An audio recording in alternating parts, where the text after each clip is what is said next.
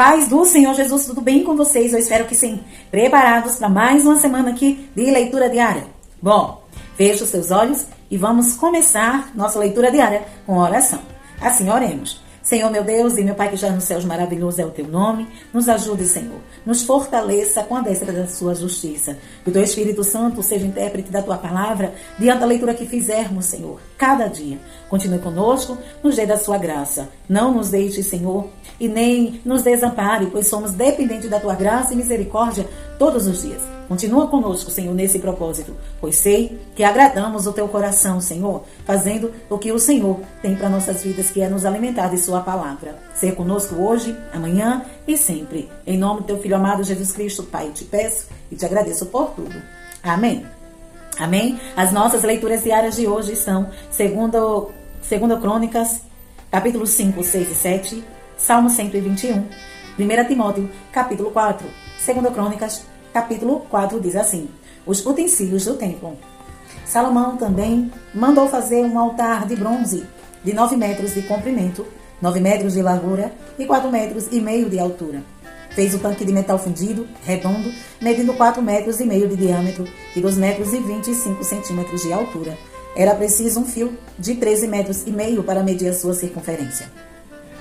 Abaixo da borda e ao seu redor havia figuras de touro, de 5 em 5 centímetros.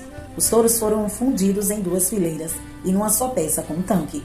O tanque ficava sobre 12 touros, 3 voltados para o norte, 3 para o oeste, 3 para o sul e 3 para o leste. Ficava em cima deles, e as pernas traseiras dos touros eram voltadas para o centro.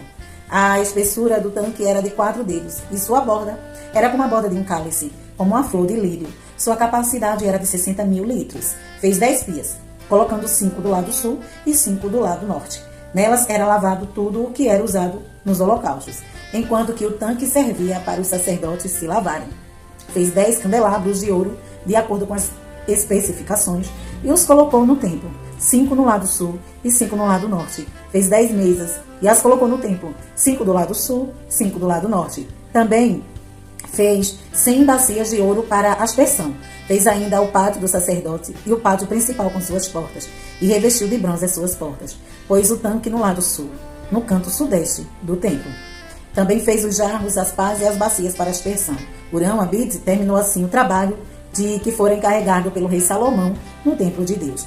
As 2 colunas, os 2 capitéis em forma de taça no alto das colunas, os 2 conjuntos de correntes que decoravam os 2 capitéis, as 400 romãs para os 2 conjuntos de correntes, sendo 2 fileiras de romãs para cada conjunto, os 10 carrinhos com as suas 10 pias, o tanque e os 12 touros debaixo dele, os jarros, as pás, os garfos de carne e todos os utensílios afins.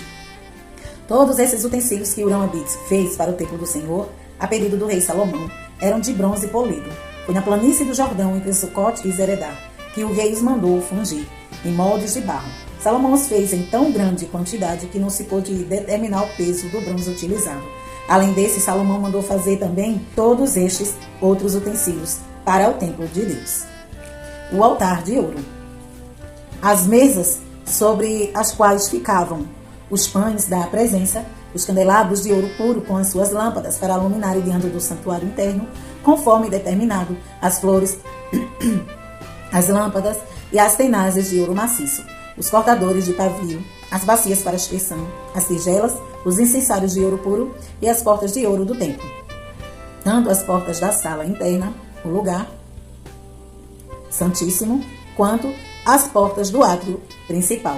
Capítulo 5. Terminada toda a obra que Salomão havia realizado para o templo do Senhor, ele trouxe as coisas que seu pai Davi tinha consagrado e as colocou junto com os tesouros do templo de Deus, a prata, o ouro e todos os utensílios, o transporte da arca para o templo.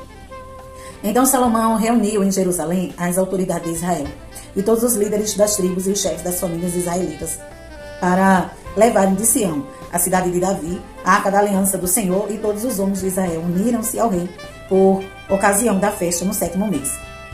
Quando todas as autoridades de Israel chegaram, os levitas pegaram a arca e as levaram com a tenda do encontro e com todos os seus utensílios sagrados. Foram os sacerdotes levitas que levaram tudo. O rei Salomão e toda a comunidade de Israel que se havia reunido, e ele diante da arca, sacrificaram tantas ovelhas e bois que nem era possível contar. Os sacerdotes levaram a arca da aliança do Senhor para o seu lugar no santuário interno do templo, no lugar santíssimo, e a colocaram debaixo das asas dos querubins. Os querubins tinham suas asas estendidas sobre o lugar da arca e cobriam a arca e as varas utilizadas para o transporte. Essas varas eram tão compridas que as suas pontas se estendiam para fora da arca e podiam ser vistas da parte da frente do santuário interno, mas não de fora dele. E elas estão lá até hoje. Na arca havia só as 2 tábuas que Moisés tinha colocado quando estava em Horebe, onde o Senhor fez uma aliança com os israelitas depois que saíram do Egito. Os sacerdotes saíram do lugar santo. Todos eles haviam se consagrado, não importando a divisão a que pertenciam, e todos os levitas que eram músicos, Asaf, Emã, Jedutum e os filhos e parentes deles, ficaram a leste do altar, vestidos de linho fino, tocando símbolos, harpas e liras. E os acompanhavam 120 sacerdotes tocando cornetas. Os que tocavam cornetas e os cantores em uníssono louvaram e agradeceram ao Senhor. Ao som de cornetas, símbolos e outros instrumentos levantaram suas vozes em louvor ao Senhor e cantaram: Ele é bom, o seu amor dura para sempre. Então, uma nuvem encheu o templo do Senhor, de forma que os sacerdotes não podiam desempenhar o seu serviço, pois a glória do Senhor encheu o templo de Deus. Capítulo 6. E Salomão exclamou: O Senhor disse que habitaria numa nuvem escura. Na realidade, construí para ti um templo magnífico, um lugar para que nele habite para sempre. Depois o rei virou-se e abençoou toda a Assembleia de Israel, que estava ali em pé, e disse: Bendito seja o Senhor, o Deus de Israel, que por suas mãos cumpriu o que prometeu com sua própria boca a meu pai Davi, quando lhe disse: Desde o dia que tirei meu povo do Egito, não escolhi nenhuma cidade das tribos de Israel para nela construir um templo em honra ao meu nome, nem escolhi ninguém para ser o líder de Israel, meu povo. Mas agora escolhi Jerusalém para o meu nome ali estar, e escolhi Davi para governar Israel, meu povo. Meu pai Davi tinha no coração o propósito de construir um templo em honra ao nome do Senhor, o Deus de Israel. Mas o Senhor lhe disse: Você fez bem em ter no coração o plano de construir um templo em honra ao meu nome. No entanto, não será você que o construirá, mas o seu filho que procederá de você. Ele construirá o templo em honra ao meu nome. E o Senhor cumpriu a sua promessa. Sou o sucessor de meu pai Davi e agora ocupo o trono de Israel, como o Senhor tinha prometido, e construí o templo em honra ao nome do Senhor, o Deus de Israel. Coloquei nele a arca na qual estão as tábuas da aliança do Senhor, aliança que ele fez com os israelitas. A oração de dedicação. Depois Salomão colocou-se diante do altar do Senhor e de toda a Assembleia de Israel, e levantou a mão para orar. Ele havia mandado fazer uma plataforma de bronze com 2 metros e 25 centímetros de comprimento e de largura, e 1,35 centímetros de altura. No centro do pátio externo, o rei ficou em pé na plataforma e depois ajoelhou-se diante de toda a Assembleia de Israel. Levantou as mãos para o céu e orou: Senhor, Deus de Israel, não há Deus como tu nos céus e na terra, tu que guardas a tua aliança de amor com os teus servos que de todo o coração andam segundo a sua vontade. Cumpriste a tua promessa a teu servo Davi, meu pai, com tua boca, e fizeste com tua mão a cumpriste, conforme hoje se vê. Agora, Senhor, Deus de Israel, cumpre a outra promessa que fizeste a teu servo Davi, meu pai, quando disseste: Você nunca deixará de ter diante de mim um descendente que se assente no trono de Israel. Se tão somente os seus descendentes tiverem o cuidado de em tudo andar segundo a minha lei, como você tem feito. Agora, ó Senhor Deus de Israel, que se confirme a palavra que falaste ao teu servo Davi. Mas será possível que Deus habite na terra com os homens? Os céus mesmos, mais altos céus, não podem conter-te, muito menos esse templo que construí. Ainda assim, atende à oração do teu servo e ao seu pedido de misericórdia. Ó Senhor meu Deus, ouve o clamor e a oração que teu servo faz hoje na tua presença. Sejam os teus olhos voltados dia e noite para este templo, no lugar do qual disseste que nele porias o teu nome, para que ouça a oração que o teu servo fizer, voltado para este lugar.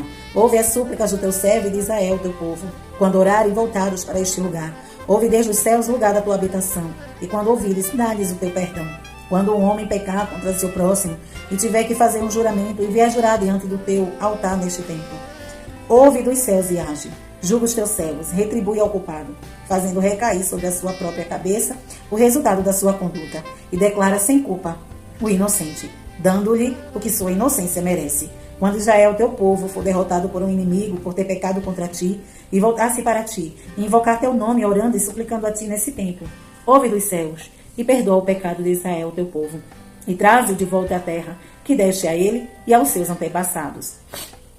Quando se fechar o céu, e não houver chuva por haver o teu povo pecado contra ti, e o teu povo voltado para este lugar invocar o teu nome, e afastar-se do seu pecado por o haveres castigado, ouve dos céus e perdoa o pecado dos teus servos, de Israel, teu povo. Ensina-lhes o caminho certo e envia chuva sobre a tua terra, que deste por herança ao teu povo. Quando houver fome ou praga no país, ferrugem e mofo, gafanhotos peregrinos e gafanhotos devastadores, ou quando o inimigo sitiar suas cidades, quando em meio a qualquer praga ou epidemia, uma oração ou uma súplica por misericórdia for feita, por um israelita ou por todo Israel, teu povo, cada um sentindo as suas próprias aflições e dores, estendendo as mãos na direção desse templo, ouve dos céus o lugar da tua habitação, perdoa e trata cada um de acordo com o que merece, visto que conheces o seu coração. Sim, só tu conheces o coração do homem. Assim, eles se temerão e andarão segundo a tua vontade, durante todo o tempo em que viverem na terra que deste aos nossos antepassados. Quanto ao estrangeiro, que não pertence a Israel, o teu povo, e que veio de uma terra distante, por causa do teu grande nome, da tua mão poderosa e do teu braço forte, quando ele vier e orar, voltado para este templo, ouve dos céus o lugar da tua habitação e atenda o pedido do estrangeiro, a fim de que todos os povos da terra conheçam o teu nome e te temam, como faz Israel, o teu povo, e saibam que esse templo que construí traz o teu nome. Quando o teu povo for à guerra contra os teus inimigos, por onde quer que tu o enviares, e orar a ti, voltado para a cidade que escolheste, para o templo que construí, em honra ao teu nome, ouve dos céus a sua oração e a sua súplica, e defende a sua causa. Quando pecarem contra ti, pois não há ninguém que não peque, e ficares irado com ele e os entregar aos inimigos, e este os levar prisioneiros para uma terra distante ou próxima, se eles caírem em si, na terra para a qual foram deportados, e se arrependerem e lá orarem, pecamos, praticamos o mal e fomos rebeldes. E se lá eles se voltarem para ti de todo o coração e de toda a sua alma na terra de seu cativeiro, para onde foram levados, e orarem voltados para a terra que deste aos seus antepassados, para a cidade que escolheste, para o templo que construí em honra ao teu nome, então dos céus, lugar da tua habitação, ouve a sua oração e a sua súplica, e defende a sua causa. Perdoa o seu povo que pecou contra ti. Assim, meu Deus, que os teus olhos estejam abertos e teus ouvidos atentos às orações feitas neste lugar. Agora levanta-te, ó Senhor, ó Deus, e vem para o teu lugar de descanso, tu e a arca do teu poder. Estejam os teus sacerdotes vestidos de salvação, ó Senhor, ó Deus, que os teus santos se regozijem em tua bondade. Ó Senhor, ó Deus, não rejeites o teu ungido. Lembra-te da fidelidade prometida a teu servo Davi. Capítulo 7. A dedicação do templo. Assim que Salomão acabou de orar, desceu fogo do céu e consumiu o holocausto e os sacrifícios, e a glória do Senhor encheu o templo. Os sacerdotes não conseguiam entrar no templo do Senhor, porque a glória do Senhor o enchia. Quando todos os israelitas viram o fogo descendo e a glória do Senhor sobre o templo, ajoelharam-se no pavimento com o rosto em terra. Adoraram e deram graças ao Senhor, dizendo: Ele é bom, o seu amor dura para sempre. Então o rei e todo Israel ofereceram sacrifícios ao Senhor. O rei Salomão ofereceu em sacrifício 22 mil bois e 120 mil ovelhas. Assim, o rei e todo o povo fizeram a dedicação do templo de Deus. Os sacerdotes tomaram seus lugares, bem como os levitas, como os instrumentos musicais do Senhor feitos pelo rei Davi, para louvar o Senhor cantando: o seu amor dura para sempre. No outro lado, de frente para os levitas, os sacerdotes tocavam suas cornetas. Todo o povo cantava em pé. Salomão consagrou a parte central do pátio, que ficava na frente do templo do Senhor. E ali ofereceu holocaustos e a gordura das ofertas de comunhão, pois o altar de bronze que Salomão tinha construído não comportava os holocaustos, as ofertas de cereal e as porções de gordura.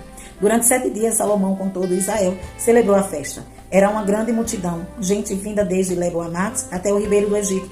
No 8º dia, realizaram uma assembleia solene. Levaram 7 dias para a dedicação do altar, e a festa se prolongou por mais 7 dias.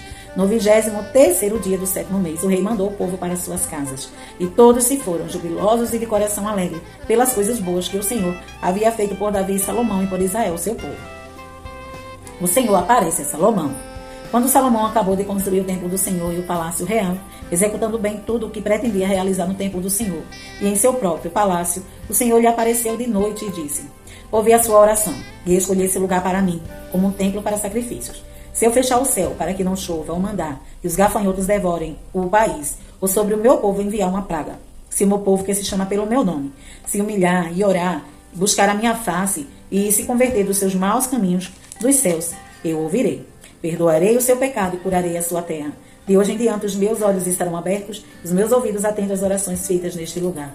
Escolhi e consagrei esse templo, para que o meu nome esteja nele para sempre. Meus olhos e meu coração nele sempre estarão. E se você andar segundo a minha vontade, como fez seu pai Davi, e fizer tudo o que eu lhe ordeno, obedecendo os meus decretos e as minhas leis, firmarei o seu trono conforme a aliança que fiz com Davi, seu pai, quando eu lhe disse: você nunca deixará de ter um descendente para governar Israel.